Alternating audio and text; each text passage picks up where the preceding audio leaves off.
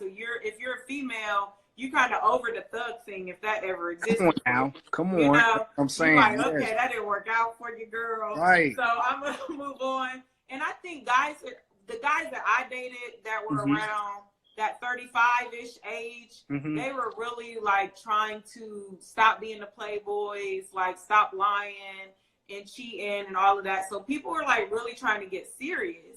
Trying to calm down. Yeah, they were. Calm down.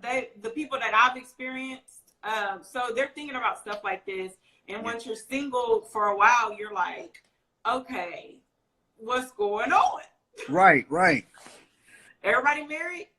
You're right. Yeah, for sure. So for those, before we really get into it, for those that don't know Dr. Tyus, I'm just going to say something brief because he has a long bio. Not going to say all that. But he is a successful 33-year-old. He is an author. He is a speaker, facilitator. What else? I think I missed one. Let me take. Oh, he's married. Ladies, he's married. He is taken. And then, he's a pastor. I knew I missed one. So I think I said all the things. There's so much more I can say about you, but again, I chose you because when I met you, I think what was I about the third year of being single, of being divorced and stuff, something like that. And I was just thinking, like, he is a great guy. Like, oh my goodness, like basically the stuff that women have on our little checklist, where we want somebody that's spiritual, we want somebody that's ambitious. We want somebody that's good looking, so we're not like, ooh, you with the ugly man. You know what I mean? Like, he must have money, you know. So we want all of these things, and sometimes it's just difficult. But from a guy's point of view, I think it's not just females. So my guy right now, he reminds me it's both sides. You know, that's how we connected, because he was trying to get me to understand. Quit singing a sad song, talk about women are the only ones that's going through stuff. Like, that's not it. Like, that's good. It's true. It's true, though. It's very true. Yeah. So from a guy's point of view, as far as this topic, are all the good ones taken? Do guys think like that, too? Is that a female thing? Do you guys think? I think a lot of guys think... as far as are the good females taken, that is a tough one to say, because I actually honestly think there are more good women than there are available than men are available, to be honest with you. And I hate to say that, but just being quite honest, I think there's more women out there that are willing, able, than there are men that are ready. And I hate to say it, but I believe that's the way the cookie crumbles. I think that's true. I think because women mature quicker, right? Okay. And women not only mature quicker, women kind of figure out that they kind of know what they want, and they kind of know what they're kind of looking for, I think, quicker than men do. I think a lot of men are still trying to find themselves. A lot of men are afraid to settle down. A lot of men are afraid to choose because they feel like if I choose, that's it. It's over for me. Yeah. And, I think that's tough for men, but I think women come to that reality quicker than men do. See, that was my viewpoint, but like I said, maybe this is why I met this guy, because he's just like, definitely like, no, let me tell you about some women. So he was saying that he was considered like the nice guy. So some of the women would just like run game. So Absolutely. I was like, I thought exactly what you thought. I'm trying to wave at people as well as we're going through. How are you? But, okay. So I thought like there are more women that are seeking a certain kind of man. But then after talking to him, I felt like I was a little biased, because I did, let me be honest. I got to be honest, because that's why I'm doing this. I ran into, and it's hard to even say this, but I ran into several good guys. And for some reason, I just was like, no. Like, I didn't, for different reasons. Like I Mm-hmm. remember one, he was a young guy, and like you said, he was like trying to build himself up, and I just was like, I don't have time for this. But Mm-hmm. he was a great guy. Like Mm-hmm. didn't do anything to hurt me in any way. One guy, if I'm being honest, I didn't know he had a chip tooth. So I was like,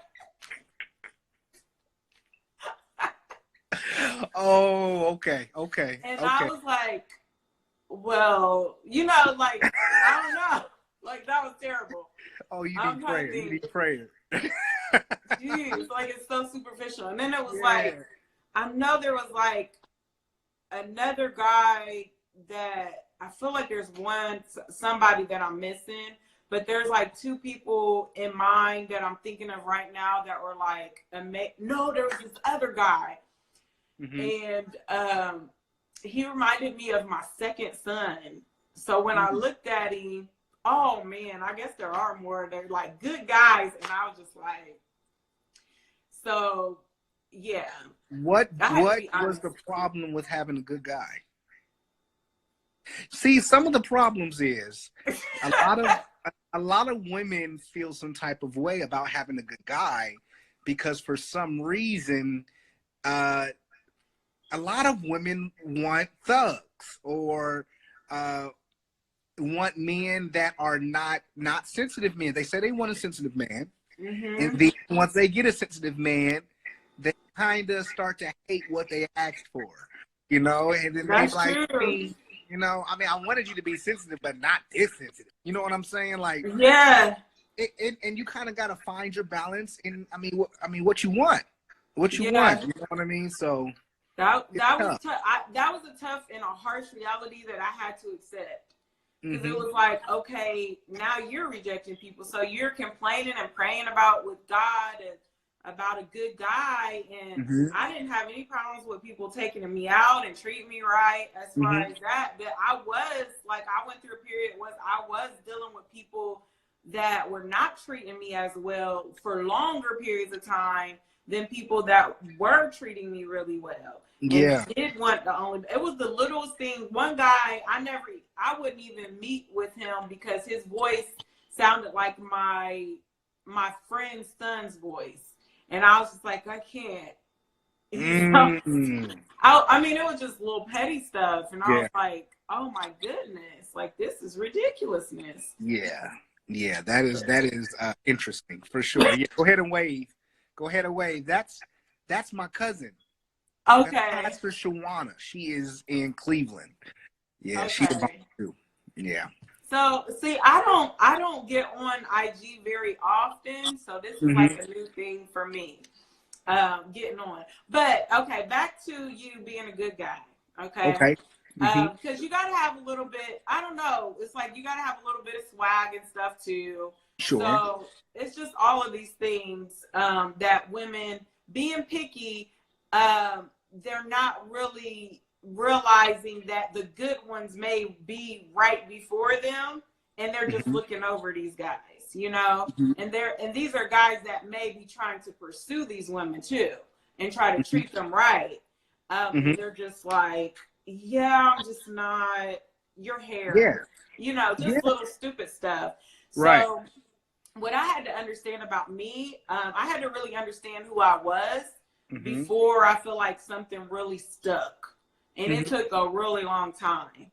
Mm-hmm. So we talked about last time about understanding who you are in your process, Mm-hmm. as a guy with understanding So who you I are. think it's true, but I think women have to understand who they are too. You know? Sure. So the reason why I say that is because if they don't know who they are and don't have a strong grasp as to their identity, what their expectations are, they will be choosing men and then rejecting men, choosing men and rejecting Mm-hmm. men because they don't quite know what they themselves are and what they want rather, you know. I think Mm-hmm. it goes both ways. So I think you have to mature to a point of understanding that you're not going to get every single thing that you want in sense that you develop into that with a relationship, Mm-hmm. but be wise enough to let go if it's not going that route. because you don't want to break anybody's heart. You don't want to play games. But I think I think the women have to know who they are too, just as much as the men do. Yeah, I think that Mm-hmm. that was definitely, I think that there's also a possibility that you think you know who you are That's and you true. really don't know who you are. Mm-hmm. For me, I've been in denial of who I am because I'm like, I don't want to be that. So I'm just going to pretend like Yeah, I'm not that. for But, sure, for sure. I'm sorry, I am trying. I did something wrong here. what'd you do? I tried to write hey to my cousin, but now my screen is blocked. But can you Okay. still see me? Yeah, I Okay. can see you. Okay. I think you paused a little bit, but you're good. Yeah, we're Okay. good. Okay. Yeah, so I Okay. think that that is the first step when you're thinking Mm-hmm. about are all the good ones taken. If Mm-hmm. you don't know who you are, then you are going to be all over the place, like what I just described. Like you're Right. going to, like you just reiterated, you're going to choose them, then reject them, and Mm-hmm. choose them, reject them. Because what Yep. I didn't, if I'm honest, I didn't like. I went through a period of like rebellion to Mm-hmm. where I just didn't want to accept the calling that I had and all that. I Mm-hmm. just really didn't want to accept it. So it was like these people that would come into my life, I just knew that they were not supposed to be there. Mm-hmm. But it was like I wanted a space saver at the same time. Mm-hmm. So it got really tricky, you know? Mm-hmm. And so until I said, this is who I am, this is what I will accept, what I'll tolerate, and what I won't, Exactly. then I just kept like slipping and sliding. Exactly. So one key is to accepting responsibility for knowing who you are and getting to know yourself and seeking God for who you are. That's right. But okay, since you're a pastor, I'm gonna ask you this. Okay. When I say like seeking God, I just want it to be make that plain because I think people that get turned off by church lingo and all of that kind of stuff, I think we need to speak in more practical ways. Like, Okay. what does that look like? So when you're talking about seeking God in more of a practical way, to make it practical, you have to acknowledge that God is real, first of all. I mean, do you really believe he's real? I mean, if you don't, it's not going to make much sense of what I'm saying. Mm-hmm. But if you do, how do you do it? I think that is actually spending time with him and you. I don't think that's trying to rush into relationships. I think that is taking personal time, spending time with yourself, including God. That includes prayer, that includes reading your word, that includes building and developing yourself, being honest with what you see, being honest even with what God shows you as you're going through that self-discovery. And as a result, seek to improve those areas with his help and his guidance. And I think as a result, then you begin to grow into a true relationship with him. Okay. Yeah. So that's very practical. The key I was hearing was spending that time with God. It's important. That's it's important. like, and I think even in this season now, where I've had times where I spent a lot of time, and then times I've relaxed, and I'm like, you know, I found that I am at the most peace when I spend time with prayer, meditation, reading the word, like really trying to self-reflect, whether that's journaling, whatever it is for you, because it's different depending on the person. Because so some people, they like to spend time with God in different ways, in different places. So you got to figure that out, you know? Exactly. Yeah. I think I know if some people may go on walks and try to talk to God. Some people may want to hit the gym and find different moments, and everybody finds their own personal time where they're able to kind of reflect, talk to God about their problems, what they're going through, and spend some alone time with him. My alone time was alone in prayer with worship music by myself, secluded from everybody else, where I can actually allow the Holy Spirit to counsel me through all of my issues, and all of the past pains that I've been through. And I still do that today. That's exactly how I spend a lot of my time with him today, is in prayer. And that's how I've gotten where I am. That's how I've gotten peace, the way I've gotten it. That's how I've gotten direction, the way I've gotten it, is because of my desire to seek someone higher than myself. So one thing that I've done too is I would pray about people that I would date. So If you don't have that relationship, it does make it a little more difficult because you're just relying on your own thought process about them and checking your boxes, you know, and you really can't determine like, okay, what is this feeling that I'm getting, which is often is God trying to lead you one way or another, and you just can't really discern that. But discernment comes through that time that you're spending with God. That's right. But one thing I actually last time is about like being a real man, and I was going to speak to the womanhood piece of it, because when you're trying to connect with someone and you just really do not exhibit those qualities that you would need in a long-term relationship. So I'll give an example, and then maybe you could speak to the men's point of view. Sure. So one big epiphany that I had when it comes to relationships, where I really struggled with, is that I was wanting loyalty from people that I was connecting with, but I was not loyal to God. So it was like I was not, and that's a part of being, that's a part of having a good character. So I wanted a man that had a good character, like a good guy. But then my character was flawed because I was not pursuing God consistently and doing the things that I knew were the right things to do as unto God, and my commitment to Him when I made it a long time ago.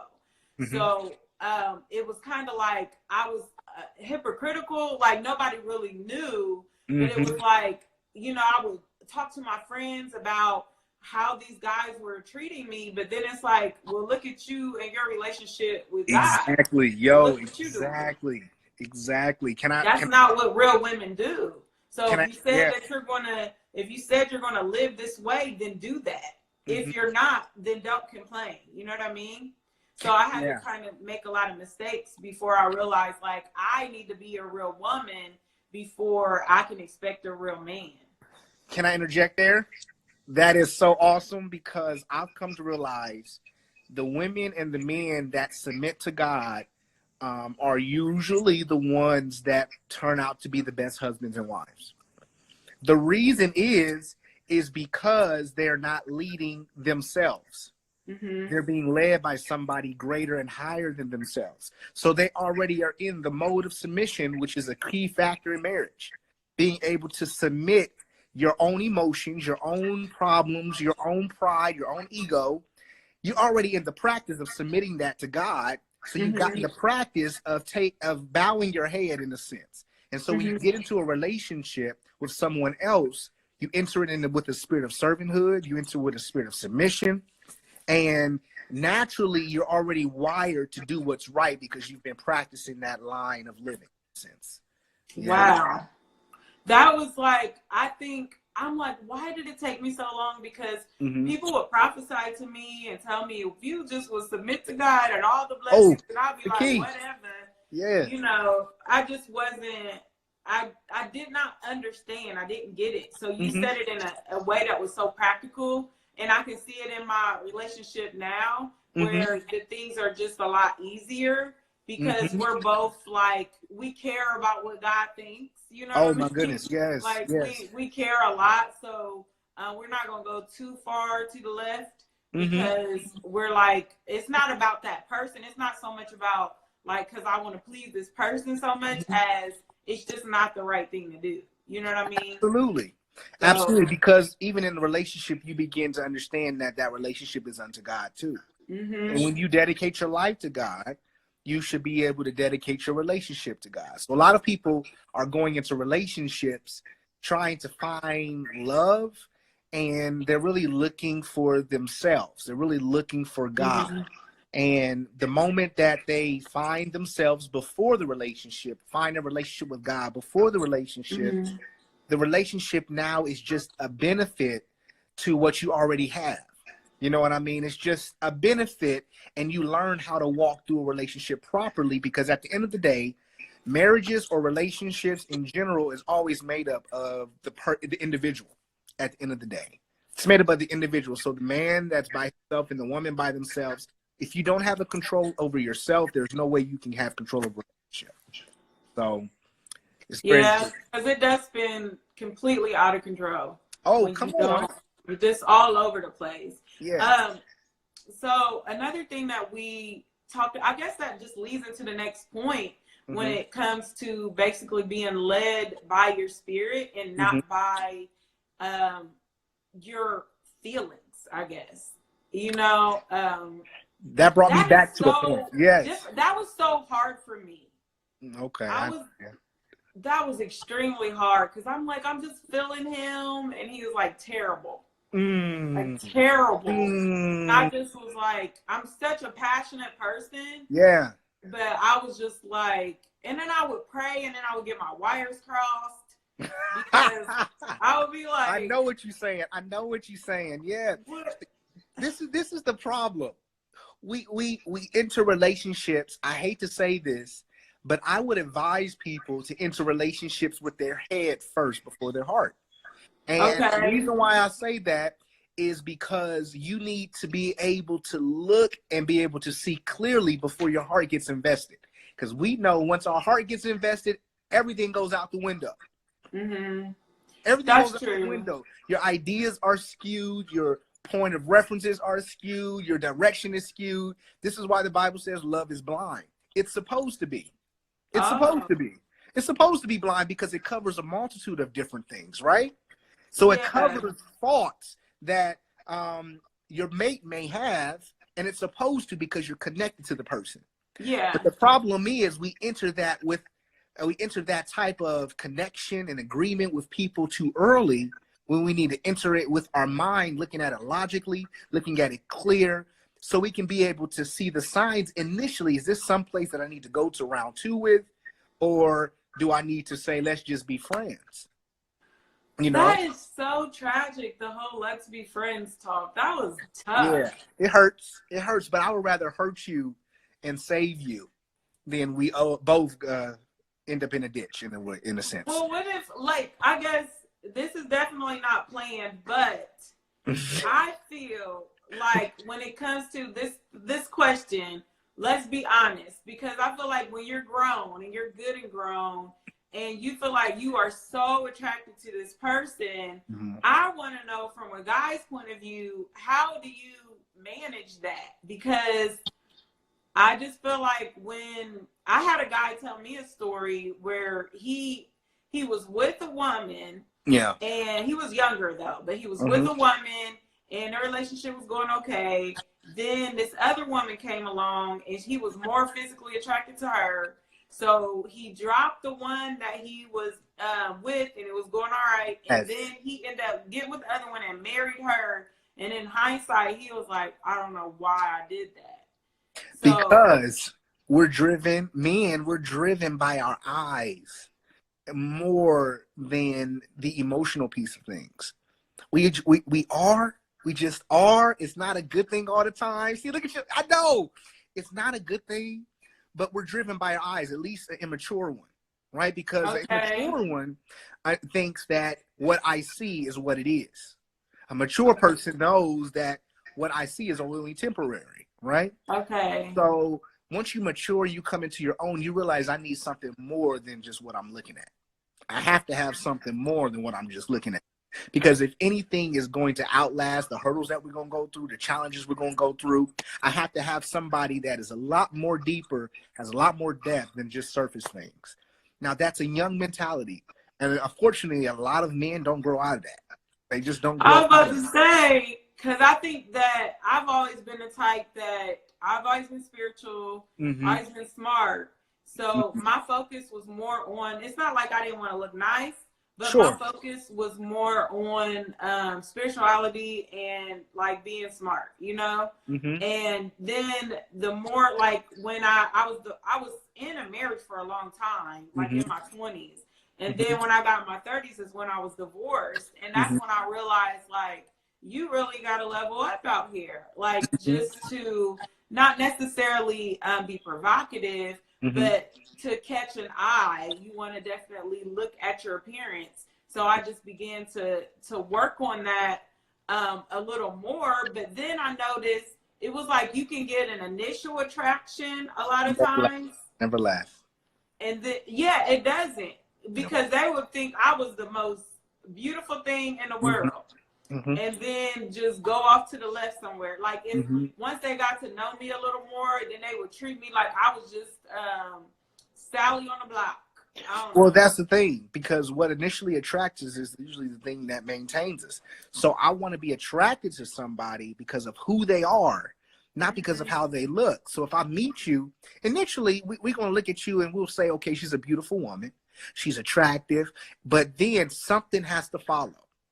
If you ain't got nothing else, we will not, we're not going to go far with you. It just is what it is. We're going to like what we see, and we're going to deal with just what we see. But it has to be something deeper that connects us to you.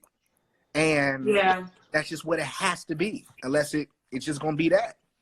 So I guess the moral to that story is the right one for you will be able to connect with you. Yes. But when it's not the right one for you, you can be as deep as you want to be, but they're still not going to necessarily connect. Because I'm like, I had to realize that just because the one you want rejects you does not mean that there's something wrong with you.